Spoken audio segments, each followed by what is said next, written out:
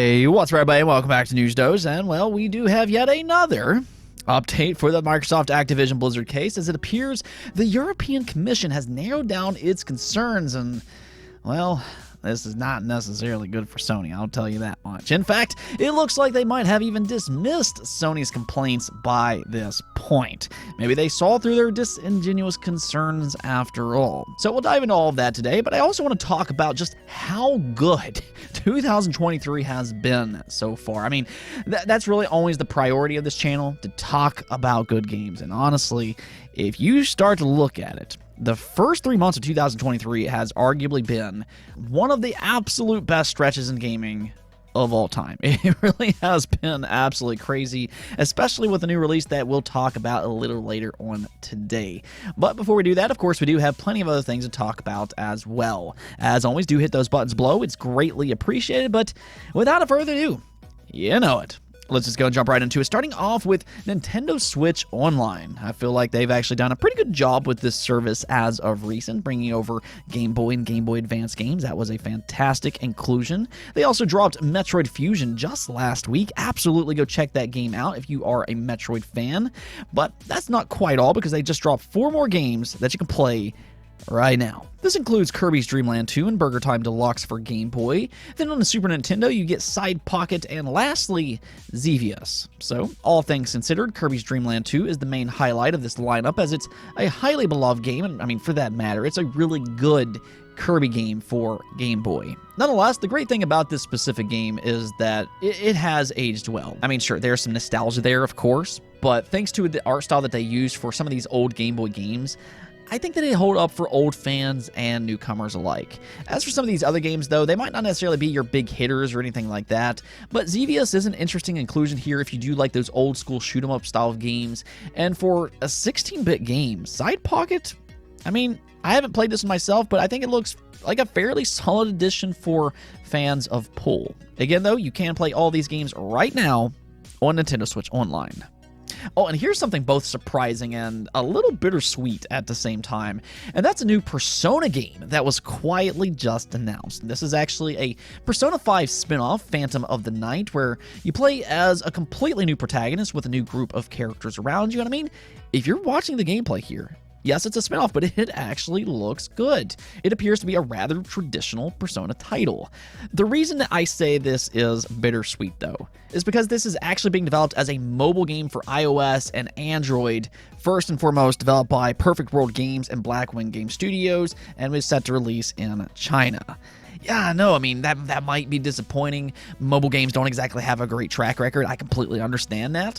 But I mean, to be fair here, it is also coming to PC as well, which I'd say that's a good sign. For that matter, I mean, there are some mobile games out there that's capable of delivering on that more core experience, such as Genshin Impact as an example. That was a pretty good one. So I mean, I don't think that we should just completely write this game off simply because it's developed with mobile in mind. I mean, again, I do think that it looks pretty interesting. So if you are interested in this game, you might want to keep an eye on it, but for the time being, it looks like it will only be available in China starting March 29th with its playtests. Now, we also got another update for Suicide Squad Kill the Justice League. Last week, as we talked about, a big report from Bloomberg claimed that it's been internally delayed to the second half of 2023. Then later on, the often leaky Jeff Grubb said he had been hearing similar things, though he instead had been hearing it could be even more significant than that, as it sounds like it could actually be pushed into 2024.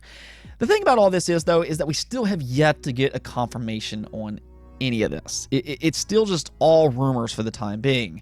But this story still continues to evolve, because now it's being claimed that the core game itself is not going to change. This is coming from Jason Schreier, which said, Rocksteady has not yet announced the Suicide Squad delay, perhaps because there's still no new date. Staff were told a few weeks ago it's coming later this year, but they still don't know when. Possible it slips to 2024, but one thing seems certain: the core game isn't changing.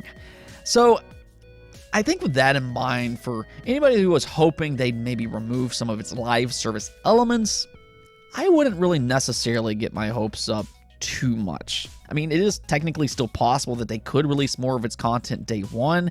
I mean, which that would be fantastic and everything. But from the things that we're hearing at the moment, Andy Robinson from VGC has also heard the team working on Suicide Squad seems optimistic about its gameplay and everything. So it doesn't really sound like any major changes are coming. I guess we'll see. I mean, I'm still not sold on this game, and considering some of the backlash that we saw a couple weeks ago, it seems like much of the community feels the same way. Let's go and get to the latest on the Microsoft Activision Blizzard situation, though. I mean, I know, it's seemingly a new thing every single day, but this does appear to be a quite significant update because it's almost as if it removes some of the Sony drama that has just been so overbearing in this case, or at least over in Europe. So this is coming from an MLEX report posted by Idis on Resetera. Once again, he's done a phenomenal job in getting these updates out to the masses. Thank you to Idis, you're very much appreciated. But let's just go ahead and check out what was said here.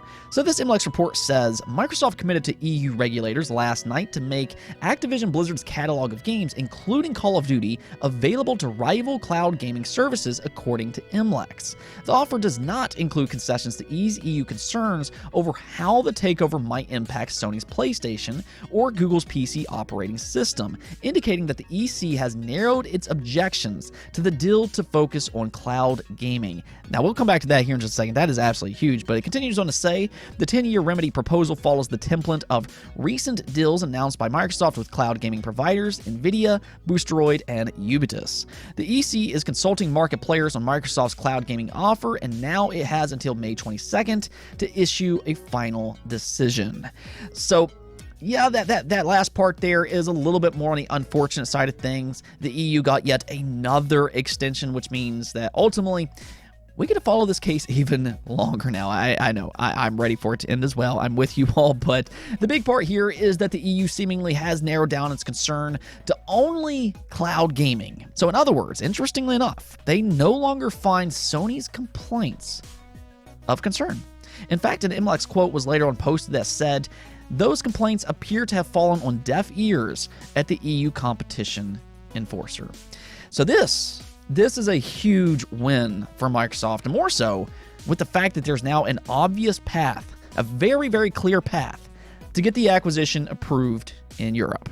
Now that they seemingly don't have to deal with Sony, or at least over in this region, the only thing that they need to do now is alleviate these concerns of cloud gaming. And reportedly, they've actually already gone a long way in doing that by signing contracts with Nvidia, with Boosteroid, and with Ubitus.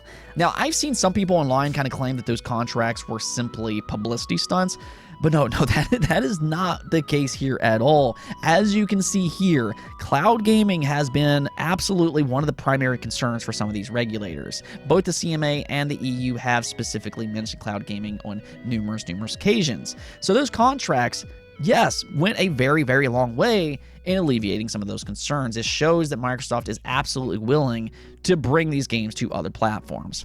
Now, that's kind of the other thing, though, because even though the EU seems to be dismissing Sony's complaints by this point, which, I mean, I'm sure Sony's not thrilled about, this, however, does shift to an even bigger dispute with the CMA. The CMA really continues to be that final boss for Microsoft. I mean, I feel like they ultimately are going to win in court against the FTC. It looks like the EU's kind of on their side, but I think with the CMA, there's some question marks here, especially with Sony in their ear. I do imagine that Sony will be even more aggressive with their claims to the CMA with the news here.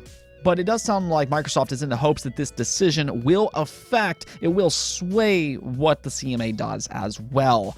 In a new report by MLEX today, Microsoft reportedly is now hoping that the remedy package offered to the EC will put pressure on the CMA. I mean, you have to understand the EU is a massive market, and it's not going to look good if the EU comes out and approves this buyout, and then the CMA turns around with a completely different conclusion.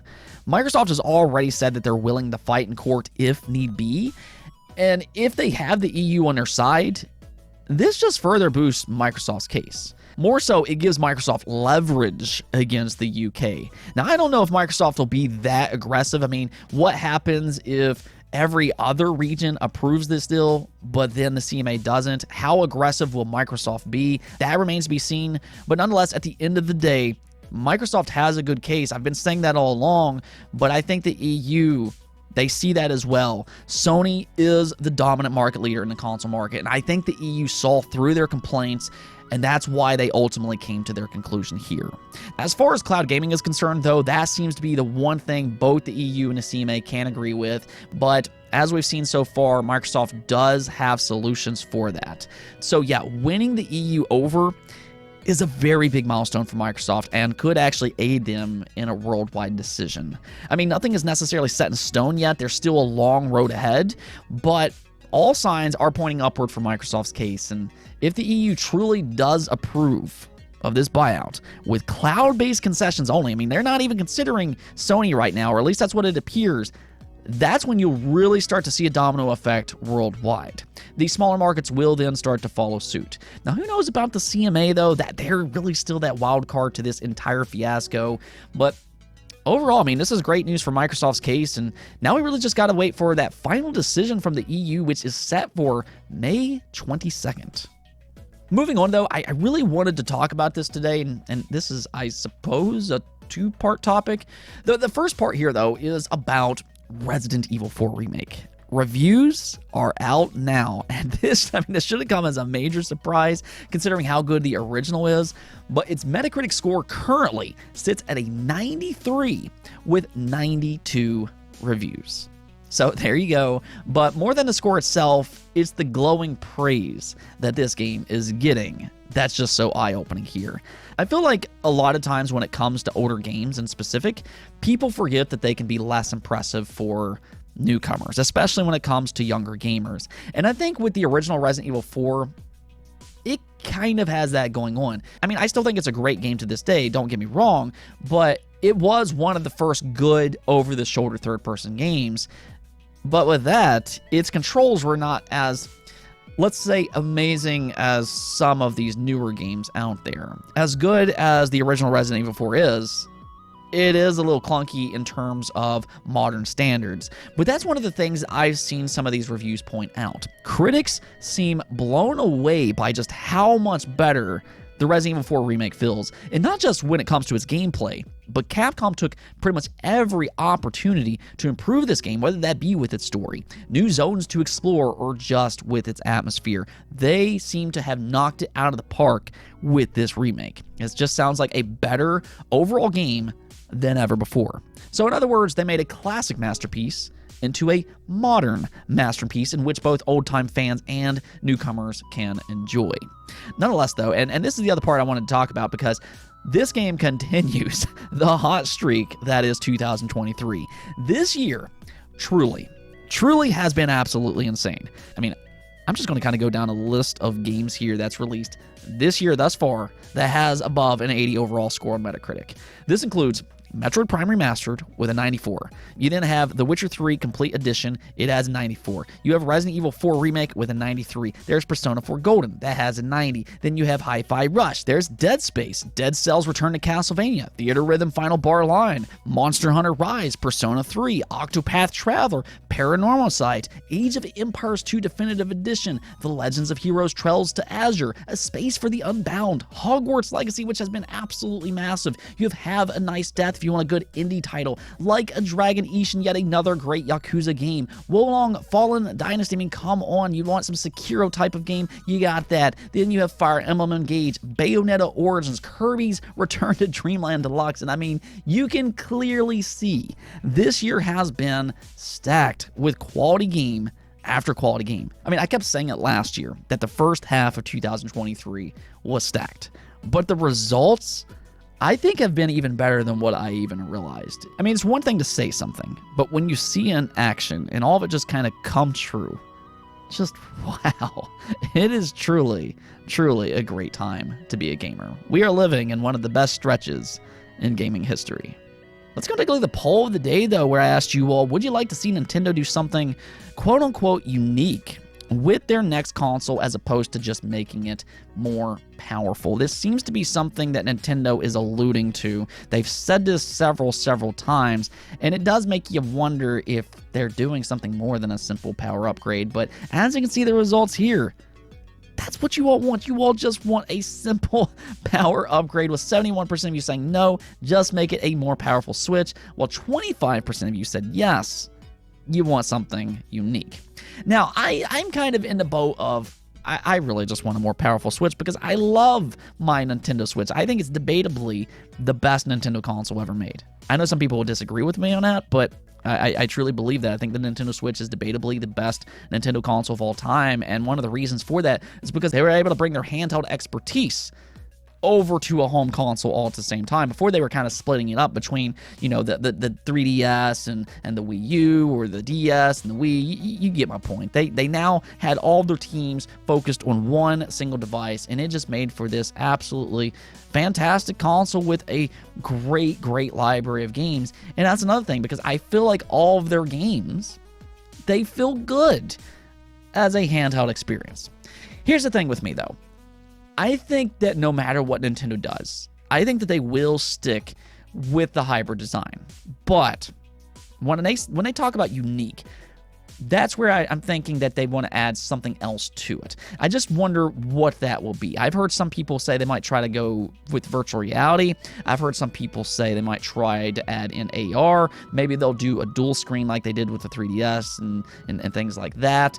Another thing that they could do is add a foldable screen. We do have foldable screens on the market now, so maybe they try something like that. That would be kind of interesting. I think that there are a few things that they could do that could benefit that hybrid design, but ultimately I still want the big focus to be on power itself. I think that's really the only thing the Switch needs. It just needs to be able to run games even better. If they do that much, I mean, I am on board, and I think a lot of you all probably feel the same way.